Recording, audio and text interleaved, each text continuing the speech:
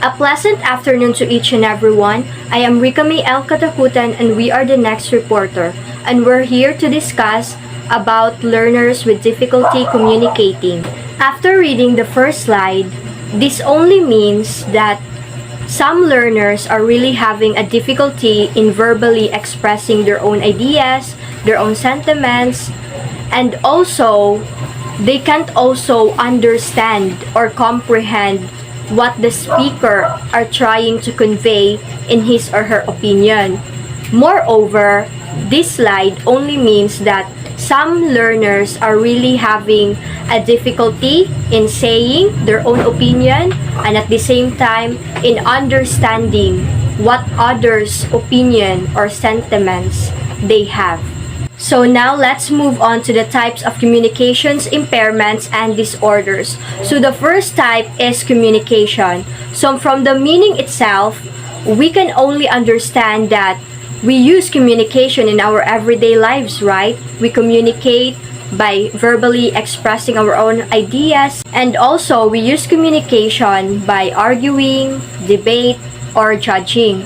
So we use communication in a constructive and destructive way. And I also want you to bear in mind that there's no such thing as communication if you can't understand, if you can't comprehend. Because communication, you can verbally express your own sentiments and ideas, and at the same time, you can comprehend, you can understand the information that was given or that is given by the speaker. So, in communication, there must be these two. You can verbally express and at the same time, you can comprehend. These two are really important because it will be called communication if you can say, you can talk, you can verbally express, and at the same time, you can understand, you can comprehend. And the next type is speech. So from the meaning itself, sometimes we are skeptical, we get confused about these two, communication and speech, because we think that these two are related and at the same time they have the same definition. But no, I would say that they are totally different because speech is how you say the sounds and the words. It's all about articulation. Example, rabbit instead of wabbit. So I articulately say the right sound and words.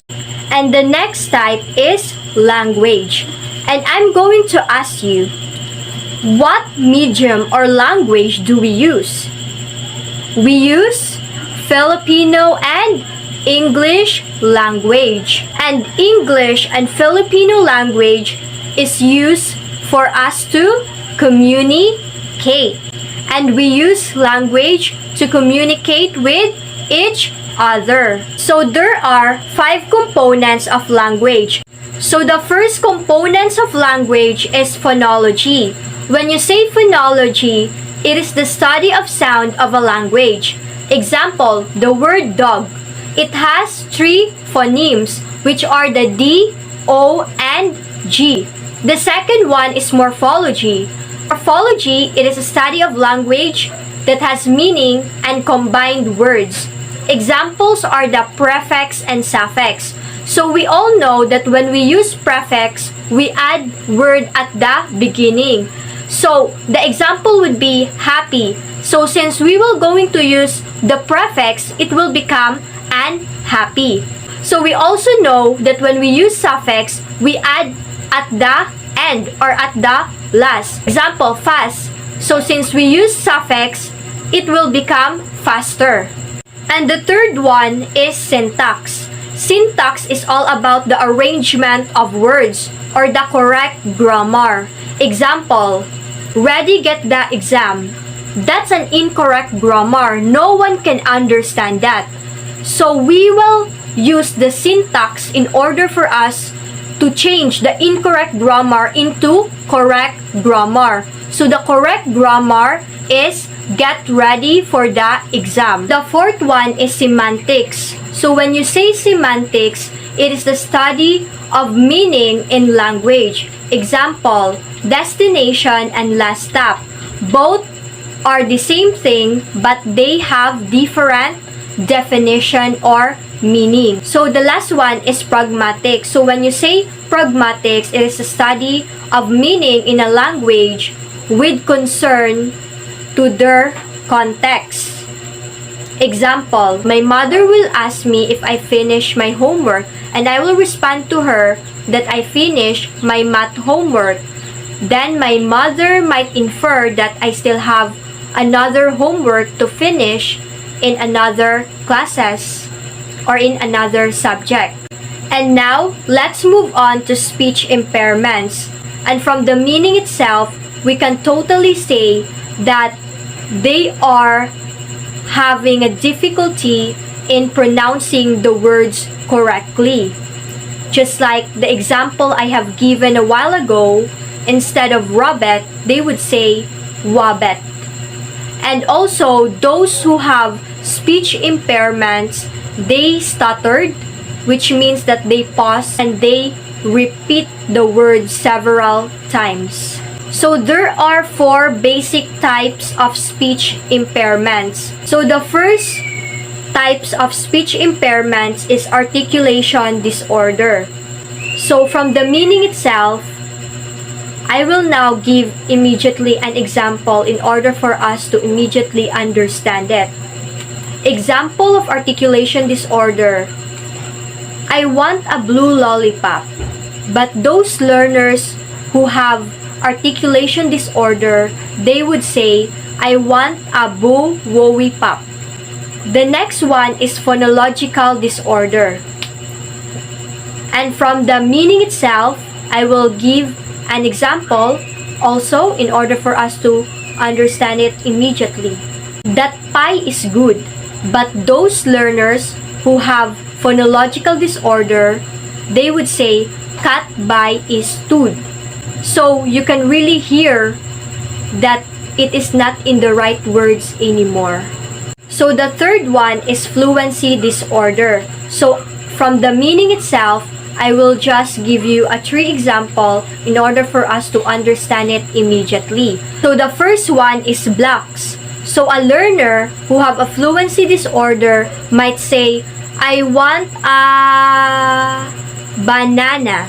The next one is prolongations. I want a banana. Third example is repetitions. I want a banana. So the fourth one is voice disorder. So a learner who have a voice disorder also have a larynx disorder. A learner's voice may quiver, tremble, or shake, or even hoarse, like breathy. And now let's move on to language disorders. So from what I've said a while ago, language disorders means a learners don't have the comprehension and understanding. That learners are having difficulty in understanding and comprehension. So there are different types of language disorders. Expressive language disorder, it only means from the word itself, expressive. A learner has a trouble in speaking. They can also verbalize. They can express their own sentiments and ideas, feelings, needs, or thoughts. And then the second one is receptive language disorder. So from the word itself, receptive, they can comprehend or understand the information that they received.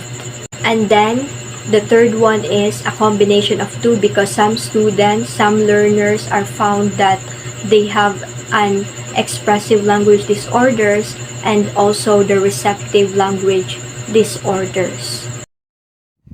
So I am the next reporter, and the next thing we're talking about is identification. Communication difficulty is oftentimes one of the most common red flags observed by family members, daycare workers, and early childhood teachers. Noted absence, delays, and difficulties in speech and or language often prompt family members to consult their general pediatrician, who then makes referrals to developmental pediatricians and other specialists. So, to screen children with communication difficulties, early childhood professionals use questionnaire and developmental checklists to determine the severity of the delay as compared with typical language development. Upon screening, a child may receive educational supports and accommodations to help address the delay. If the difficulty is pronounced, referrals can already be made to developmental pediatrician and a speech and language pathologist. At times, referrals are also made to an occupational therapist if speech difficulty is resulting from motor problems.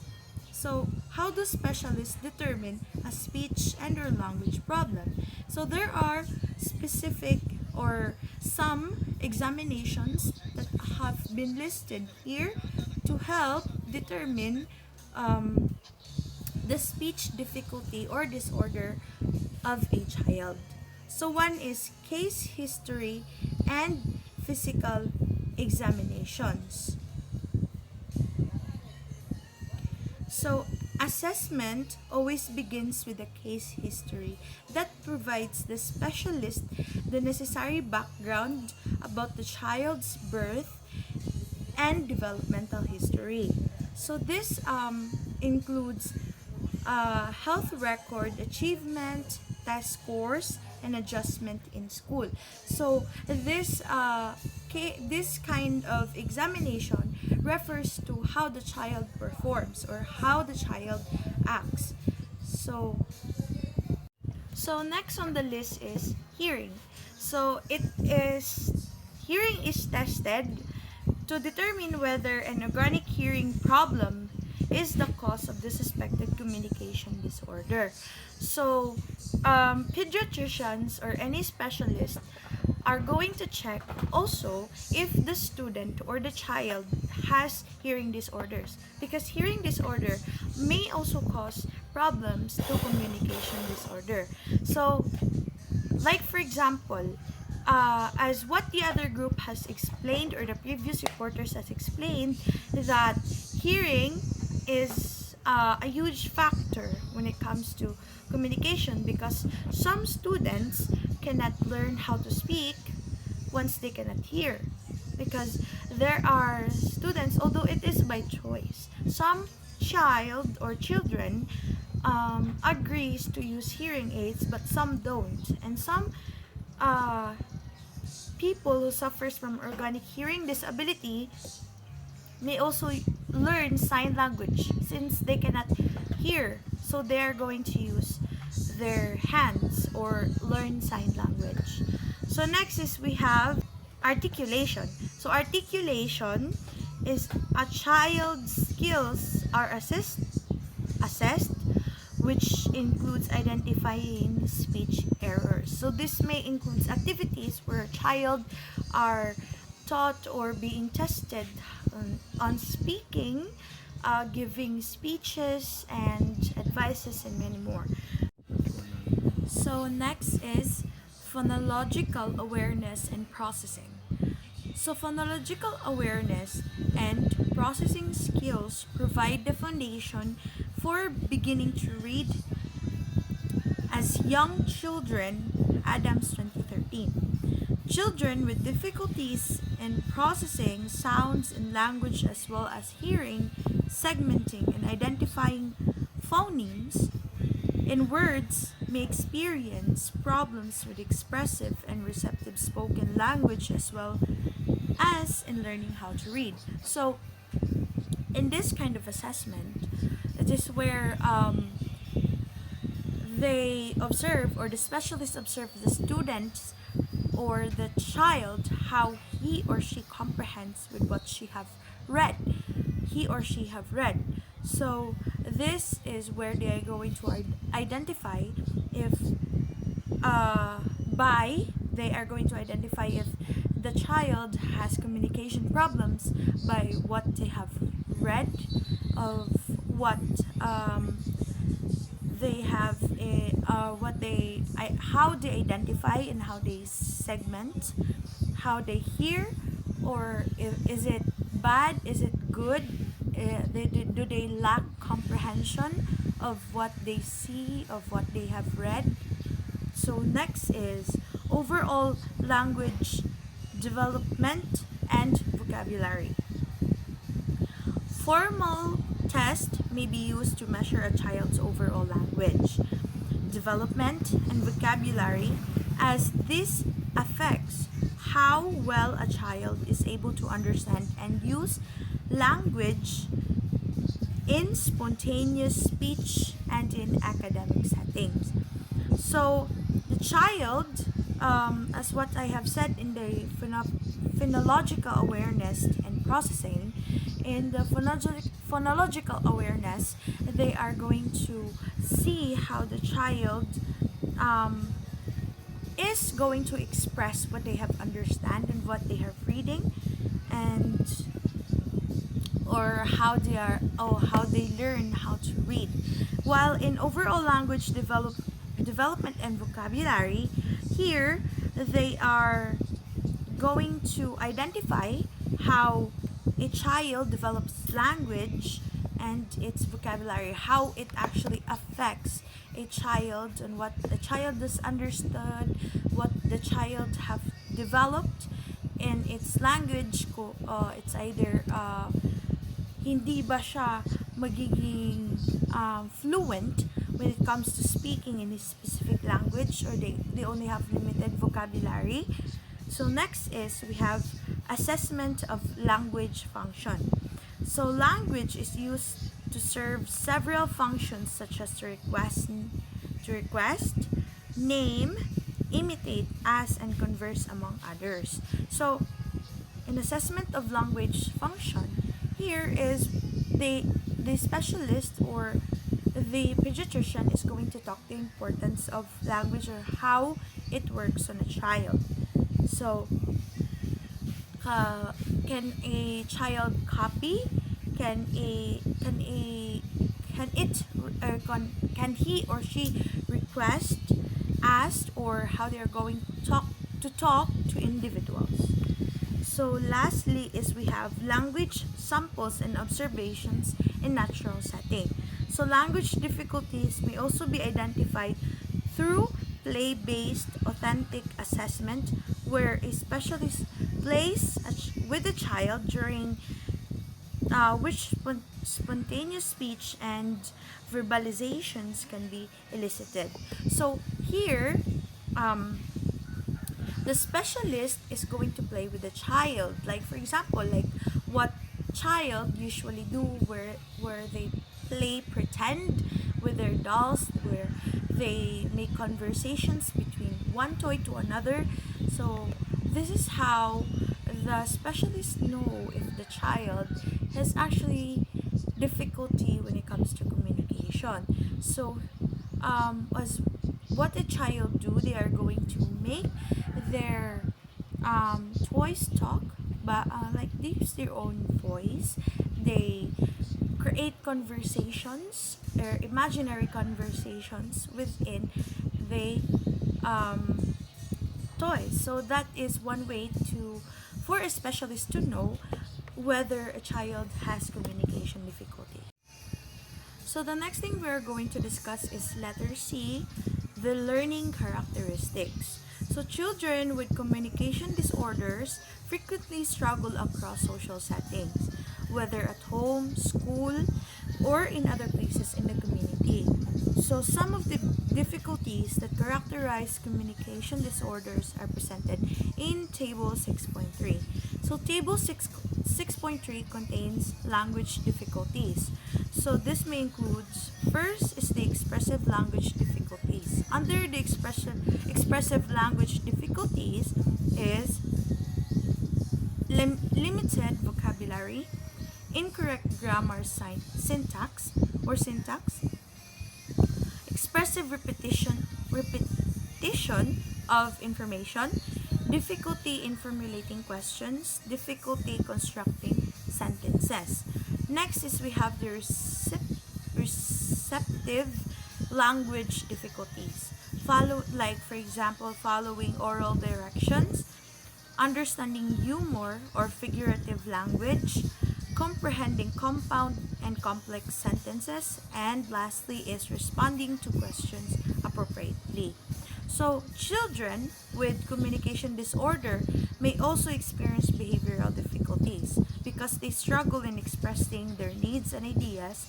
Some children resort to inappropriate behaviors out of frustration or to get attention of significant others. So, these children who suffer these specific language difficulties stated in table 6.3 may somehow show aggressiveness. Like instead of asking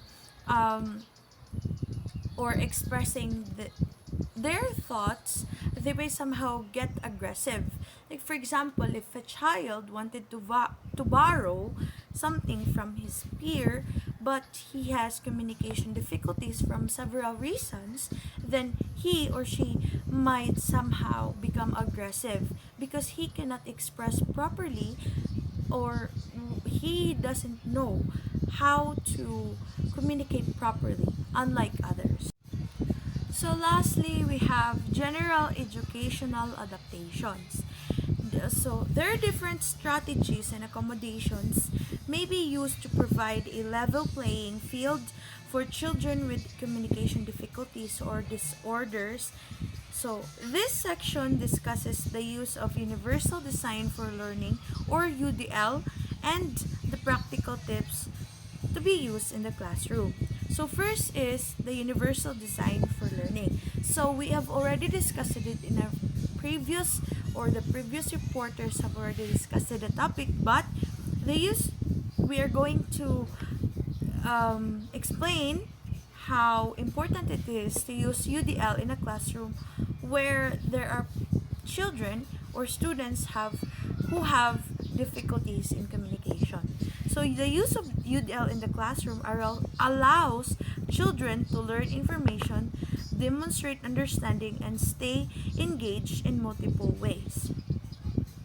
So, because of weaknesses resulting from communication difficulties or disorder, teaching and learning practices as well as assessment should be presented in different modalities such as visual, auditory, and kinesthetic, motor, or tactical or tactile.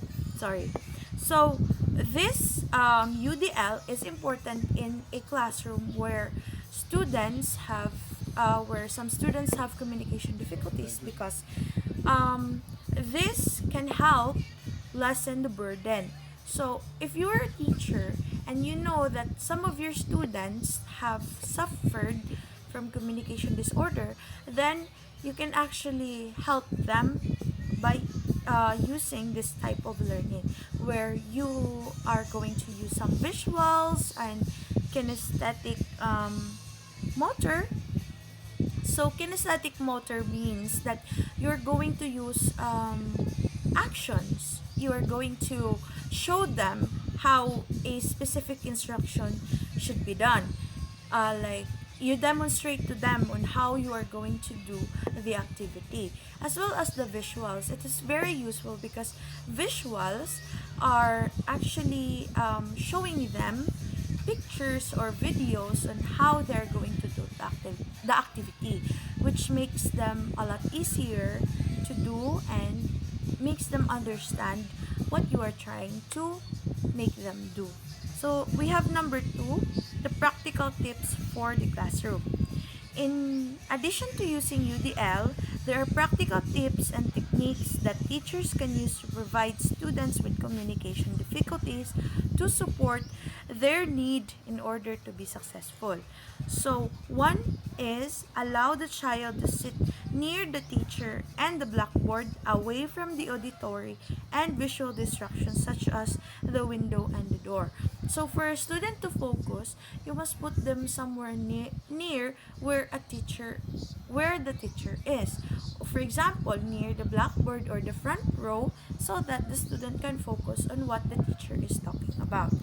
Next is we have the get the child's attention before giving directions. Call the child's name or use a prearranged signal, tap the table or hand on the shoulder to help the child focus and listen to the directions. So it's very clear on what this tip is trying to say. So we have number 3 is use pictures, charts, and other visual aids when explaining content to supplement auditory information. So as what is instructed in the UDL, here you are going to use visual charts, videos, so that a student can understand directly, especially those videos which contain so much colorful content, so that the students are going to focus on what you are discussing or what you are giving as an instruction. Number 4 is speak slowly and clearly without exaggerating speech. Number 5, simplify directions into short steps, break down multi-step directions and give each one at a time instead of repeating each one. So, for example, if the instruction that you are giving is too long, then you can cut it and make it short, make it precise for them to understand directly. Number 6 is provide a written copy of directions for a task so the child can refer back to it at his or her own pace. So this is important where we are going to provide a hard copy of the instructional directions because the student can read it repeatedly so that he or she can instantly understand what you are going to make them do or what the instruction contains. Number 7 is use gestures to clarify information. Number 8, use peer-mediated instruction so that peers without difficulties can serve as language models and learning buddies. So you as a teacher must serve as their friend. No, they must not feel that you are just there teaching them or you are just there as their teacher. They must feel like they are welcomed or they are actually taught in the most friendly way. So by this, for this to work or this relationship to be created, is that you as a teacher must use affirmations that are actually friendly to them or like that is somehow pleasing to their ears so that they can eventually learn because most students learn from their friends, and if you are one of them, then they can easily learn something from you. So, number 9 is provide extra time to prepare for oral language activities. Do not call children with communication difficulties or disorders to recite first in class. Call other typically developing children first to serve as language model. So by doing this, they can no longer be afraid so that they can actually know that I'm gonna do it like this. They're very confident with their answers because the first one who spoke to them has already answered it and you appreciate it. You give a rewarding affirmation, and then the student who has communication difficulty who will answer next will be confident. So number 10 is model correct language forms and use appropriate wait times like 3 to 5 seconds or more to give the child time to think and respond. Number 11, explicitly teach vocabulary that is needed in the learning context to promote better comprehension.